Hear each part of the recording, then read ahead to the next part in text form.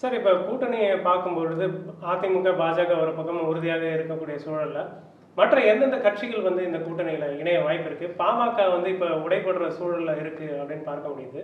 இப்ப பாமக வருமா? இல்லை, அதாவது ஏற்கனவே என்டிஏவோடு தான் பாமக இருக்கிறது.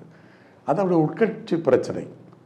அந்த பிரச்சனை நீளக்கூடாது, அந்த பிரச்சனை பெரிதாக்கப்படக்கூடாது என்பதுதான் எங்களுடைய எண்ணமும். எனவே அது சுமூகமாக தீர்க்கப்பட்டால், ஏற்கனவே அவர்கள் என்டிஏ கூட்டணியிலே இடம்பெற்றிருப்பதாலே இப்பொழுது பாஜக எங்களோடு இணைந்திருக்கிறதுனால அவர்களும் இந்த கூட்டணியில் இருப்பதாகத்தான் அர்த்தம். அதேபோல் தேமுதிகவை எடுத்துக்கொண்டால், தேமுதிக எங்களுடைய அணியிலே இருக்க வேண்டும், இந்த கூட்டணியில் இடம்பெற வேண்டும் என்பதுதான் எங்களுடைய பொதுச்செயலாளருடைய எண்ணமும் கூட. அவர்களும் எங்களோடு தான் பயணித்தார்கள். இப்பொழுது முடிவை வருகிற ஜனவரி மாதம் எடுக்கிறோம் என்று சொன்னார்கள். எப்படி இருந்தாலும் பாமகவாகட்டும் அல்லது தேமுதிகவாகட்டும், அவர்களும் திமுக ஆட்சிக்கு எதிரான மனநிலையில் இருக்கிறவர்கள் தான்.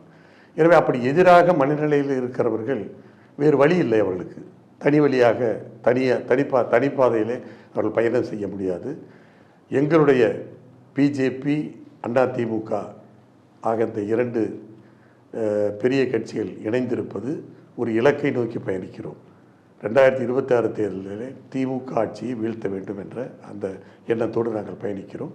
எனவே ஒத்த கருத்துடைய அதே எண்ணத்திலே இருக்கிற மற்ற தமிழகத்திலே இருக்கிற அரசியல் கட்சிகள் அத்துணையும் எங்கள் அணியிலே சேருவதற்கு வாய்ப்பாக இருக்கிறது. காரணம், அப்பொழுதுதான் அந்த குறிக்கோளை எட்ட முடியும், அந்த லட்சியத்தை அடைய முடியும்.